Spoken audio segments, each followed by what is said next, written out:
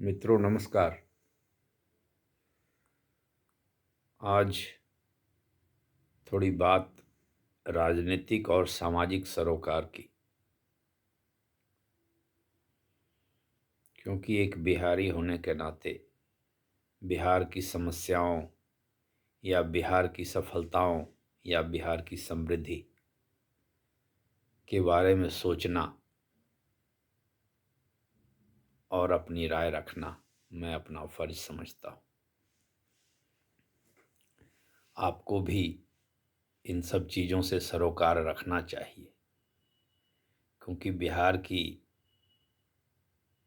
विरासत बहुत ही गौरवशाली है और वर्तमान थोड़ा कमज़ोर हो गया है। इसलिए इसको आगे बढ़ाने की ज़रूरत है। मेहनत से, लगन से, अपने विचारों से इसको और समृद्ध बनाने की ज़रूरत है। तो दोस्तों, बिहार में अब विधानसभा के चुनाव आने वाले हैं। जैसा उम्मीद किया जा रहा है, इस वर्ष के नवंबर माह में बिहार विधानसभा के चुनाव हो सकते हैं। पहले भी हो सकते हैं। अगर जो सरकार बहुमत से चल रही है और बहुमत उनके पास है, तो वे राज्यपाल के पास जाकर समय से पूर्व विधानसभा भंग करने की सिफारिश भी कर सकते हैं। और किसी बहुमत वाली सरकार की सिफारिश को मानना राज्यपाल महोदय का कर्तव्य बनता है। आज प्रधानमंत्री जी भागलपुर में एक सभा भी कर रहे थे। उससे भी लगता है कि हाँ, अब चुनाव की रणभेरी बज गई है। वहाँ से उन्होंने किसानों के लिए किसान सम्मान निधि की राशि निर्गत की है। यह निधि, यह योजना किसानों के बीच में बहुत लोकप्रिय है। बिहार भी एक कृषि प्रधान देश है, इसलिए यहाँ के किसानों और यहाँ की कृषि के बारे में ज़्यादा दिमाग लगाने, ज़्यादा योजनाएं बनाने, ज़्यादा कार्यक्रम कार्यान्वयन करने की ज़रूरत है। किसान सम्मान निधि किसानों को एक सहयोग तो जरूर ही प्रदान करता है, भले राशि छोटी हो। खैर, तो चुनाव जो है वह आप बिहारी, आप जनता, जो यहाँ के नागरिक हैं, यहाँ के वोटर हैं, उनके लिए एक अवसर है, एक ताकत है कि अपनी बात कहने का, अपनी समस्याओं को दूसरों को बताने का, जिससे कि आगे भी आपके बारे में जो लोग नीति निर्धारण करेंगे तो आपकी समस्याओं, आपकी बातों को ध्यान में रखेंगे। इसलिए आपका यह फर्ज बनता है कि बिहार की राजनीति में जो आगे चुनाव होंगे और उसके जो परिणाम आएंगे, उसमें आप अपने मताधिकार का ईमानदारी पूर्वक, निष्पक्षता पूर्वक और अपने सही जरूरतों को ध्यान में रखते हुए मतदान करेंगे। तो मतदान आपका अधिकार है और आपकी ताकत भी है, आपका कर्तव्य भी है। तो आप मतदान करेंगे यह सोचकर कि आप अपना, अपने परिवार का, अपने समाज का, अपने राज्य का और अपने देश का भविष्य और वर्तमान बेहतर करना चाहते हैं, इसलिए मतदान कर रहे हैं और उस लिहाज से मतदान कर रहे हैं। तो मेरा अपना मानना है कि आप मतदान करते वक्त यह न देखें कि यह प्रतिनिधि जो खड़े हुए हैं, जिन्हें आप चुनने जा रहे हैं, वह आपके जाति के हैं या आपके धर्म के हैं।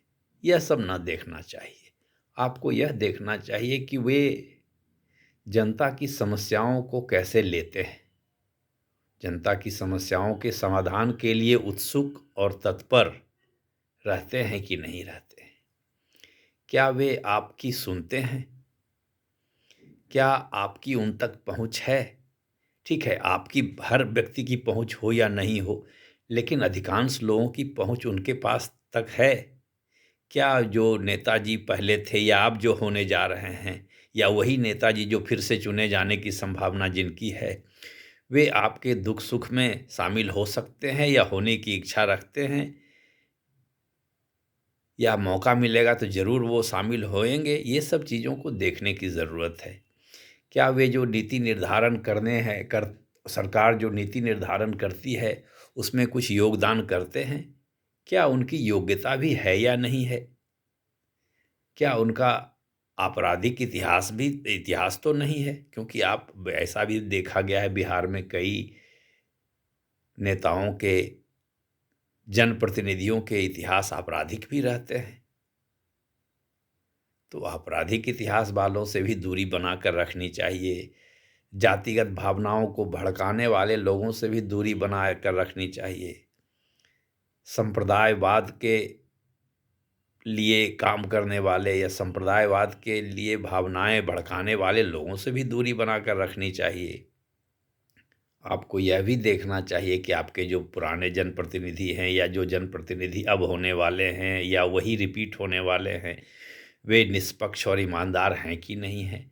तो इन सब चीज़ों को ध्यान में रखकर ही मतदान करना चाहिए। ठीक है, कोई गठबंधन या कोई पार्टी अच्छी है, लेकिन उसके जो आपके स्थानीय विधानसभा क्षेत्र के जो विधायक हैं या जो विधायक के लिए खड़े हैं, वो अगर अच्छे नहीं हैं, तो आपका उस गठबंधन को वोट देने के बारे में पहले से सोचना चाहिए कि भाई ठीक है, गठबंधन तो ठीक है, लेकिन जो लोकल स्थानीय विधायक या स्थानीय प्रतिनिधि या भविष्य के प्रतिनिधि जो हैं, वे उनका चरित्र अच्छा नहीं है। तो आपको सोचना चाहिए, मेरी समझ से तब तो उस गठबंधन को आपको वोट नहीं देना चाहिए। क्योंकि गठबंधन अच्छा हो, पार्टी अच्छी हो, लेकिन उम्मीदवार खराब हो, तो फिर आपका वोट तो बेकार ही जाएगा। या उम्मीदवार अच्छा हो, लेकिन गठबंधन या पार्टी आपके व्यक्तिगत सिद्धांतों से मेल नहीं खाती हो, तो उसे ही वोट देना बेकार होगा। क्योंकि उम्मीदवार अच्छे भी होते हैं, लेकिन ले दे करके वो पार्टी और गठबंधन के हिसाब से ही चलते हैं। तो कहने का मतलब यह है कि आपको ऐसे व्यक्ति के पक्ष में मतदान करना चाहिए जो किसी भी हालत में आपके हितों की अनदेखी न करे, और अपने पार्टी के गलत फैसलों के खिलाफ भी खड़ा हो। वैसे लोगों को जब तक हम नहीं चुनेंगे, जो गल अन्यायपूर्ण बातें हो, अलोकतांत्रिक बातें हो, उनका विरोध वो पार्टी में रहकर भी करे, तभी उस आदमी की ज़रूरत हमें है। अन्यथा उस आदमी की ज़रूरत हमें नहीं है, उससे हमें कोई फ़ायदा नहीं है। तो हमें ऐसे निष्पक्ष, सक्षम, साहसी लोगों को अपना रहनुमा, अपना नेता, प्रतिनिधि बनाए जाने की ज़रूरत है। तो मतदान सोच समझ कर करें। अगर कोई प्रतिनिधि जो खड़ा हुआ है, अगर कोई उम्मीदवार जो प्रतिनिधि बनने की कतार में है, अगर अच्छा नहीं है, तो एक मत आप नोटा को भी दे सकते हैं। इसमें से कोई नहीं। ऐसे भी आपके एक मत से शायद ही कोई जीत हार की जल्दी होती है, का फैसला होता है। तो उसी तरह से नोटा का भी उपयोग करके आपको निराश होने की ज़रूरत नहीं है, या आपको यह नहीं सोचना चाहिए कि आपका वोट बर्बाद हो रहा है। तो नोटा भी एक उम्मीदवार है, और भी कई उम्मीदवार हैं, निर्दलीय उम्मीदवार हैं, गठबंधन के लोग उम्मीदवार हैं। ऐसे भी तो बिहार में सरकारें बहुत दिन से चल ही रही है, आपने मतदान भी कई बार किया है, होगा। कुछ नए लोग भी रहते हैं, तो आपको पता तो होगा ही कि कौन उम्मीदवार कैसा है, कौन पार्टी कैसी है। लेकिन इसमें एक चीज़ आप ज़रूर ध्यान रखें कि आपके परिवार का भविष्य, आपका आपका समाज का भविष्य, आपके राज्य का भविष्य और आपके देश का भविष्य आपके माध्यम से ही आपके नेता लिखते हैं। तो अगर आप अपने नेता, खराब आदमी को नेता चुनेंगे, चरित्र के कमज़ोर आदमी को नेता चुनेंगे, तो फिर आपका भला और समाज का भला नहीं होगा। इसलिए मतदान में इन सब चीज़ों का ज़रूर ध्यान रखें और अभी से ही सतर्क रहें कि भाई किस आदमी को आपको मतदान करना पड़ेगा, करना है, कैसे करना है, नहीं करना है, इन सब चीज़ों को आपको देखना चाहिए। ऐसे मतदान तो अवश्य ही करें, नहीं हो तो नोटा को मतदान करें अगर उम्मीदवार कोई अच्छा ना मिले तो। मतदान करना हमारा कर्तव्य है, हमारा अधिकार है, हम जरूर करेंगे, जिससे कि समाज को बेहतर बना सकेंगे। तो मित्रों, आप अपने मतदान को सोच समझकर, निष्पक्षता से और अपने विवेक से, अपने ज्ञान से मतदान का उपयोग करेंगे, ऐसा मेरा मानना है, मेरी उम्मीद है।